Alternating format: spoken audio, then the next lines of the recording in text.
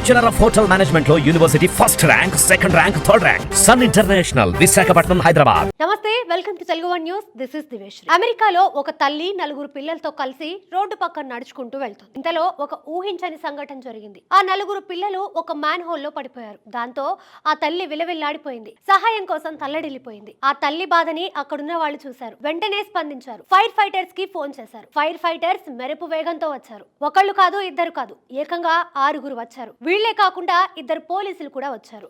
వచ్చిన వెంటనే fire fighters ఎంత మాత్రం ఆలస్యం చేయకుండా మ్యాన్ హోల్లోకి దిగారు.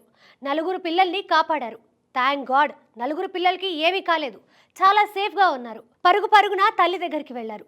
పిల్లలు క్షేమంగా బయటపడేసరికి ఆ తల్లి ఆనందంతో ఉక్కిరిబిక్కిరైపోయింది. తన పిల్లల్ని కాపాడిన ఫైర్ ఫైటర్స్ వైపు కృతజ్ఞతగా చూసింది.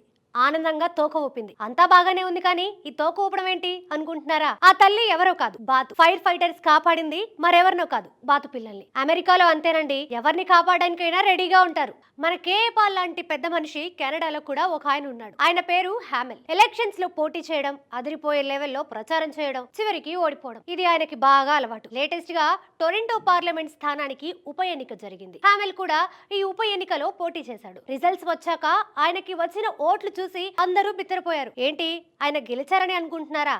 ఆయనకు అంత సీన్ లేదు. మన కెనడా కేఏ పాల్ కి ఆ ఎలక్షన్ లో 0 ఓట్లు వచ్చాయి. అవునండి, కనీసం 1 ఓటు కూడా రాలేదు. అదేంటి, కనీసం ఆయన ఓటైనా ఆయనకి పడాలి కదా అనుకుంటున్నారా? అది కుదరదండి. ఎందుకంటే ఆయన లోకల్ సిటిజన్ కాదు. అందువల్ల టొరంటో నియోజకవర్గంలో ఆయనకి ఓటు లేదు.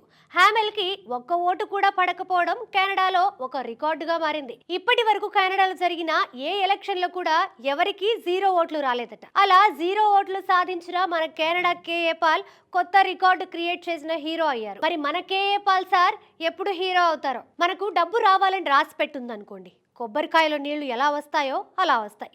డబ్బు పోవాలని రాసి పెట్టుందనుకోండి, ఏనుగు మింగిన ఎలక్కాయలో గుజ్జు ఎలా అయితే మాయమైపోతుందో అలా మాయమైపోతుంది. ఏంటి, ఈ పిల్ల ఫిలాసఫీ క్లాసులు చెబుతుంది అనుకుంటున్నారా?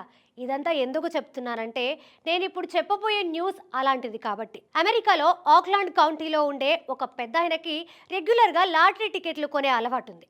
ఆయన ఎప్పుడు మెగా మిలియన్ అనే పేరు ఉన్న లాటరీ టికెట్ కొనేవాడు. వేరే కంపెనీ టికెట్లు కొనమంటే కొనేవాడు కాదు. అయితే మొన్న మధ్య ఆయన లాటరీ టికెట్ కొనడానికి వెళ్ళాడు. ఆయన ఎప్పట్లాగానే మెగా మిలియన్ లాటరీ టికెట్ కొనాలి కదా, కానీ బుర్రలో ఏ బుద్ధి పుట్టిందో కానీ తను కొనే లాటరీ టికెట్ బ్రాండ్ మార్చాడు. ఫ్యాంటసీ 5 అనే కంపెనీ లాటరీ టికెట్ కొన్నాడు. కట్ చేస్తే ఆ అదృష్టవంతుడికే జాక్పాట్ తగిలింది. మొత్తం ఎంత డబ్బు వచ్చిందో తెలుసా?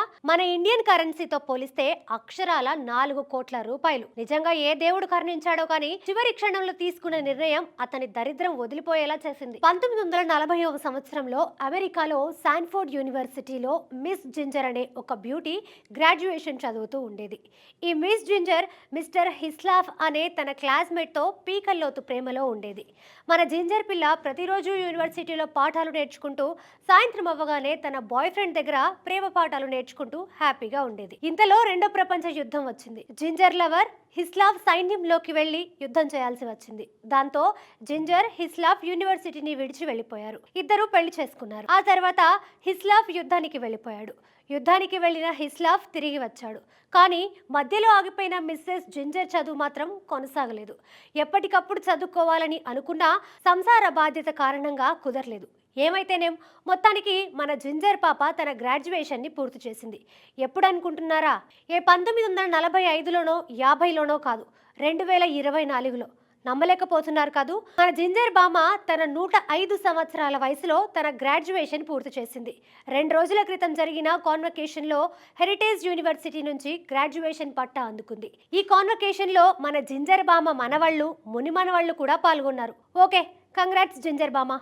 అమెరికా దేశానికి 26వ అధ్యక్షుడు థియోడర్ రూజ్వెల్ట్ గురించి చాలా మందికి తెలిసే ఉంటుంది. 1898లో ఆయన అమెరికా అధ్యక్షుడయ్యారు. రూజ్వెల్ట్ అమెరికా అధ్యక్షుడిగా ప్రమాణ స్వీకారం చేస్తున్న సందర్భంగా ఆయన అక్క ఆయనకు వాచ్ ని గిఫ్ట్ గా ఇచ్చింది. అది చేతికి పెట్టుకునే వాచ్ కాదు, జేబులో పెట్టుకునే వాచ్. రూజ్వెల్ట్ ఆ వాచ్ ని జీవితాంతం దగ్గరే ఉంచుకున్నారు. ఆయన చనిపోయిన తర్వాత ఆ వాచ్ ని న్యూయార్క్ లో ఉన్న ఒక మ్యూజియం లో పెట్టారు. అయితే 1987లో చేతివాటం ఉన్న ఒక దొంగ ఆ వాచ్ ని కొట్టేశాడు. ఆ వాచ్ కోసం అమెరికా పోలీసులు చాలా సంవత్సరాలు వెతికారు.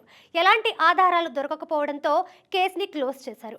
అయితే ఆ వాచ్ పోయిన 36 సంవత్సరాలకి అంటే 4 రోజుల క్రితం మళ్ళీ దొరికింది.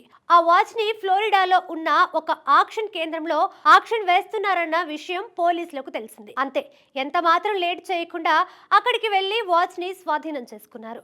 1987 నుంచి చేతులు మారి మారి చివరికి ఆ వాచ్ ఇక్కడికి వచ్చింది. ఇంతకీ ఆ వాచ్ ని దొంగతనం చేసింది ఎవరో కనుక్కోవాలని పోలీసులు అనుకున్నారు. రివర్స్ ఇంజనీరింగ్ టైప్ లో ఇన్వెస్టిగేషన్ చేశారు. కానీ నో యూస్.